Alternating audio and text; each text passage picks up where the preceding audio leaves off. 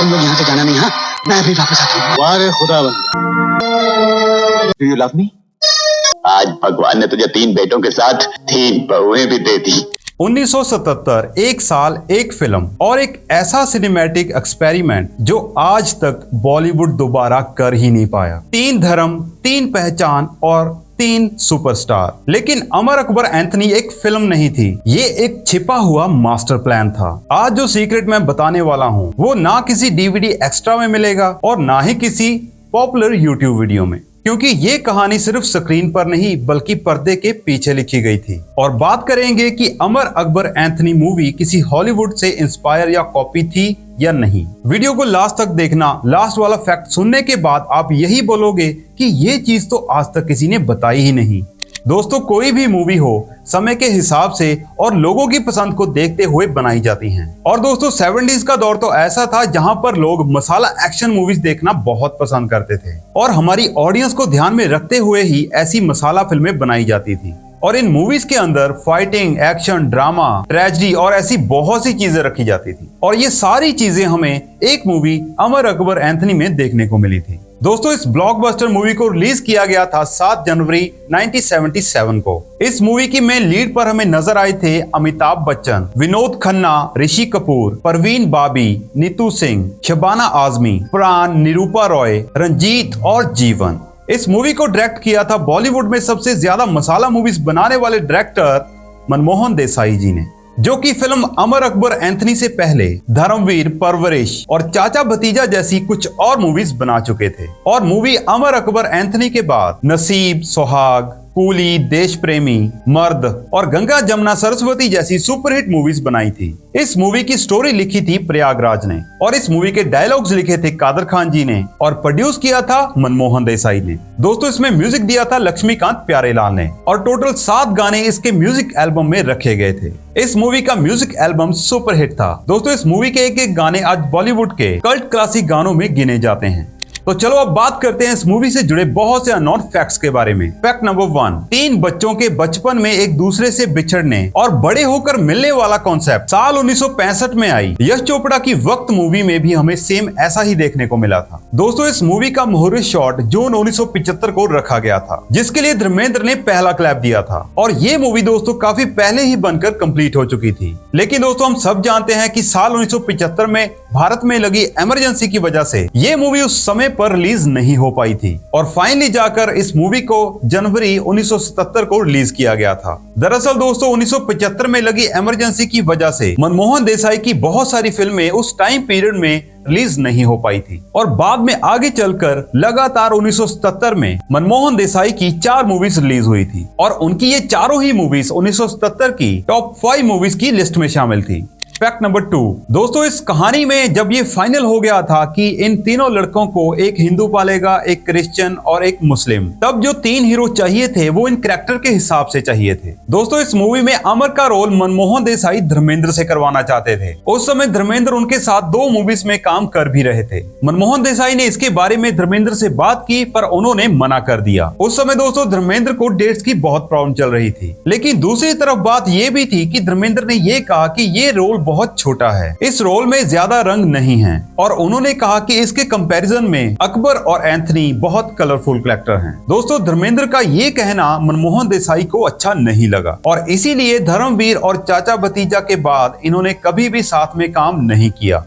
Fact number 3, दोस्तों blood donation वाला scene सिर्फ हंसाने के लिए नहीं लिखा गया था। एंथनी का शराब पी के बोलना असल में सिस्टम के अगेंस्ट एक आम आदमी की आवाज थी जो सीधा भगवान से बात करता है, क्योंकि सिस्टम उसकी नहीं सुनता। इसीलिए ये सीन सेंसर बोर्ड तक गया तो था लेकिन काटा नहीं गया। फैक्ट नंबर 4, दोस्तों इस मूवी के ज्यादातर scenes the Don Bosco school Wadala, mount Mary church Bandra, इसके अलावा मूवी में दिखाई गई बस्ती वाला बहुत सारे सीक्वेंस का पूरा सेट कमालिस्तान स्टूडियो अंधेरी मुंबई में लगाया गया था। इसके अलावा मूवी के बहुत से सीन आरके स्टूडियो मुंबई और रंजीत स्टूडियो मुंबई में भी किए गए थे।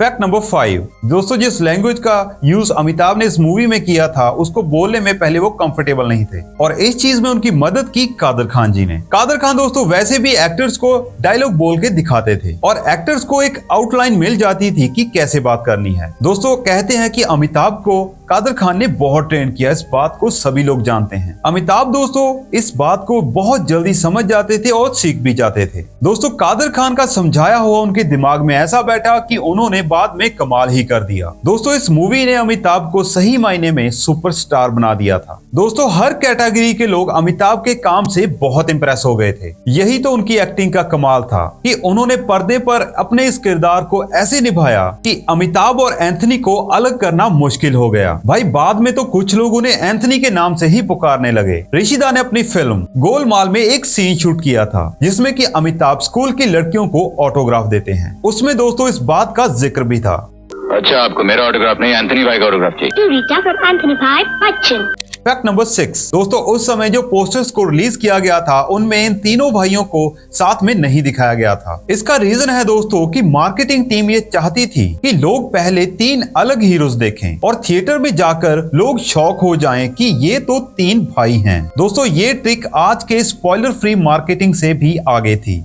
फैक्ट नंबर 7, दोस्तों मनमोहन देसाई ने ये कहा था कि इस मूवी से पहले मेरी नजर में हीरो ऐसा होता था जैसे राज कपूर थे, क्योंकि मैंने बहुत छोटी उम्र में छलिया में उनको डायरेक्ट किया था। वो इमेज मेरे दिल से कभी निकली ही नहीं। पर मूवी अमर अकबर एंथनी के बाद अमिताभ बच्चन की वजह से मेरे जहन में एक नया हीरो बैठ गया और अमिताभ को इस फिल्म के लिए best actor film fair award मिला था।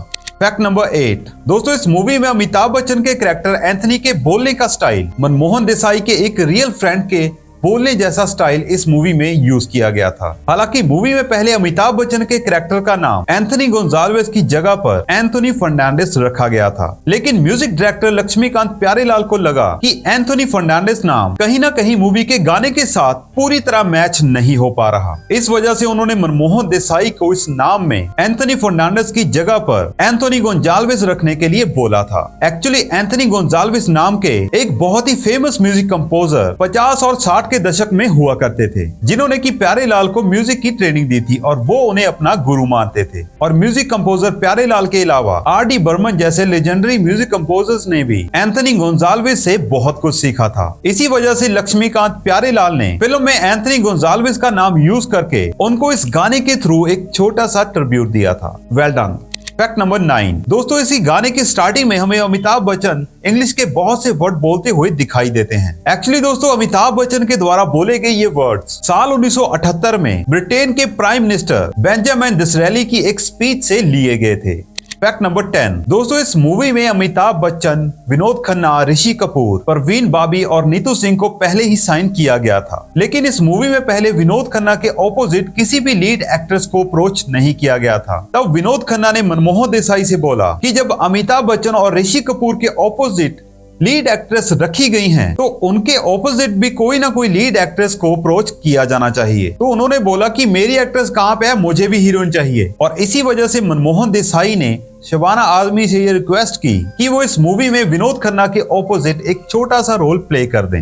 एक्चुअली दोस्तों शबाना आजमी उस टाइम पर मनमोहन देसाई जी की ही मूवी परवरिश में एक साथ काम कर रही थी और मनमोहन देसाई के रिक्वेस्ट करने पर शबाना आजमी मूवी अमर अकबर एंथनी में विनोद खन्ना के ऑपोजिट इस रोल को करने के लिए हाँ कर दी, जिसको मनमोहन देसाई ने मूवी की स्क्रिप्ट में बाद में लिखा था और इस रोल को मूवी की स्क्रिप्ट के हिसाब से पूरा एडजस्ट किया गया था। फैक्ट नंबर 11, फिल्म में ऋषि कपूर और नीतू सिंह के हॉस्पिटल वाले सीन में ऋषि कपूर गलती से नीतू सिंह को उनके रियल नाम नीतू से बुला लेते हैं, लेकिन इस सीन में ये गलती हो जाने के बाद भी इस सीन को एज इट इज मूवी के अंदर यूज किया गया था। हालांकि ये बात तो बहुत छोटी सी थी, लेकिन आप में से बहुत लोगों ने ये बात नोटिस नहीं की होगी, लेकिन आगे जब भी आप ये मूवी देखो तो इस चीज को जरूर नोटिस करना। फैक्ट नंबर 12, दोस्तों जब ये मूवी रिलीज हुई तो मनमोहन देसाई नर्वस और बीमार हो गए और जब उन्हें ये पता चला कि सिनेमाघरों में हाउसफुल के बोर्ड लग चुके हैं तब वो खुश भी हो गए और उनकी तबीयत भी अमेजिंग हो गई। उसके बाद तो भाई इस मूवी ने हिस्ट्री क्रिएट कर दी। दोस्तों इंडिया में शायद ही कोई सिनेमा लवर हो जिसने ये फिल्म ना देखी हो। Fact number 30। दोस्तों इस मूवी में विनोद खन्ना अमिताभ बच्चन के बड़े भाई के रूप में हमें दिखाई देते हैं, लेकिन एक्चुअल में विनोद खन्ना अमिताभ से 4 साल छोटे हैं। जब दोस्तों मनमोहन देसाई ने ऋषि कपूर को फोन पर इस रोल को ऑफर किया, तब दोस्तों पहली बार में तो ऋषि कपूर ने इस मूवी में काम करने से मना ही कर दिया था। एक्चुअली दोस्तों ऋषि कपूर को ये लग रहा था कि उनके कैरेक्टर का नाम अकबर है, तो शायद उन्हें इस फिल्म में अकबर बादशाह का किरदार प्ले करना पड़ेगा, जैसा कि मूवी मुगले आजम में उनके दादा पृथ्वीराज कपूर प्ले कर चुके थे। लेकिन जब बाद में ऋषि कपूर ने इस मूवी की स्क्रिप्ट सुनी, तब वो तुरंत ही इस मूवी में काम करने के लिए राजी हो गए। और ऋषि कपूर दोस्तों अकबर के किरदार में हमें बहुत जगह पर रंग बिरंगे कपड़े पहने हुए दिखाई देते हैं। एक्चुअली दोस्तों ऋषि कपूर ने इन सारे कपड़ों को उस टाइम पर मुंबई की गलियों की लोकल दुकानों से खरीदा था। Fact number 40। दोस्तों अगर हम मनमोहन देसाई जी की मूवीज पर गौर करें, तो उनकी मूवीज में बहुत ही आम और सिंपल से काम करने वाले आदमी को मूवीज में एक हीरो की तरह दिखाया जाता है। जैसे मूवी कूली में स्टेशन पर काम करने वाले कूली, मूवी मर्द में एक टांगे वाला,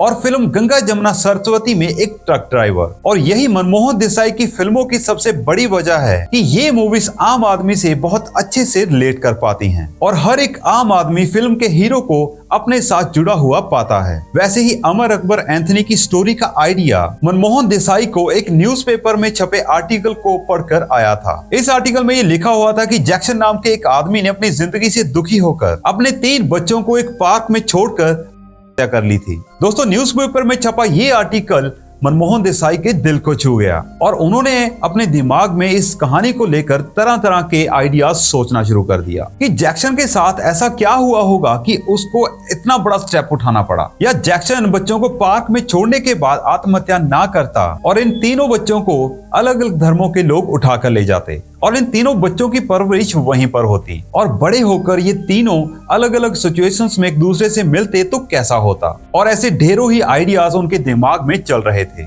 और मनमोहन देसाई ने ये आइडिया प्रयागराज को बताया और उन्हें भी ये आइडिया बहुत पसंद आया। और वहीं पर मनमोहन देसाई जी की वाइफ भी थी, जिन्होंने कि इस कहानी को अच्छे से बनाने में अपना बहुत योगदान दिया था। और प्रयागराज जी ने इस फिल्म की फाइनल स्क्रिप्ट भी रेडी कर ली, जिसमें कि डायलॉग्स के लिए कादर खान जी को रखा गया। और मनमोहन देसाई उस टाइम पर पहली बार इस मूवी को प्रोड्यूस करने के लिए भी रेडी हो गए। Actually movie Amar Akbar Anthony से पहले मनमोहन देसाई ने जितनी भी मूवीज बनाई थी, उन सारी मूवीज को किसी और ने प्रोड्यूस किया था, लेकिन मूवी अमर अकबर एंथनी के बाद मनमोहन देसाई अपनी सभी मूवीज को खुद ही प्रोड्यूस करने लगे।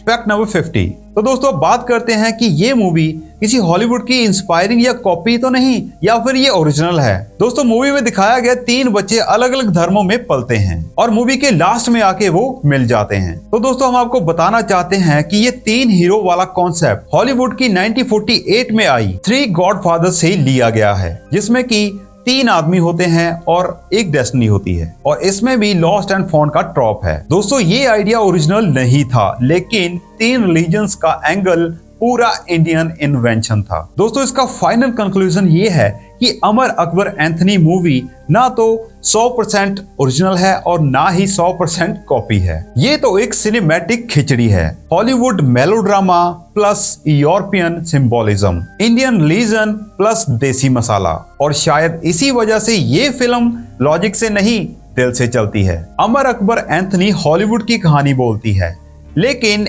इंडिया की भाषा में। तो चलिए अब बात करते हैं इस मूवी के बजट और बॉक्स ऑफिस कलेक्शन की। तो दोस्तों अमर अकबर एंथनी का बजट रखा गया था अप्रोक्सीमेटली 1 करोड़ रुपए और इस मूवी ने इंडिया में 7 करोड़ 25 लाख रुपए का बिजनेस किया था और वर्ल्ड वाइड इस मूवी ने 15.5 करोड़ रुपए का कलेक्शन किया था। और ये फिल्म दोस्तों उस समय ब्लॉकबस्टर मूवी साबित हुई थी और साल 1977 में ये बॉक्स ऑफिस पर सबसे ज्यादा पैसा कमाने वाली फिल्म बनी। तो चलिए दोस्तों ये तो थी आज की वीडियो। दोस्तों आपको ये मूवी कैसी लगती थी हमें नीचे कमेंट जरूर करना और कौन सा सीन आपका सबसे फेवरेट है ये भी नीचे कमेंट करना। और अगर आपको ये हमारा वीडियो अच्छा लगा तो भाई इस वीडियो को लाइक करके हमारे चैनल को सब्सक्राइब जरूर करना, ऐसी ही और इंटरेस्टिंग वीडियो को देखने के लिए।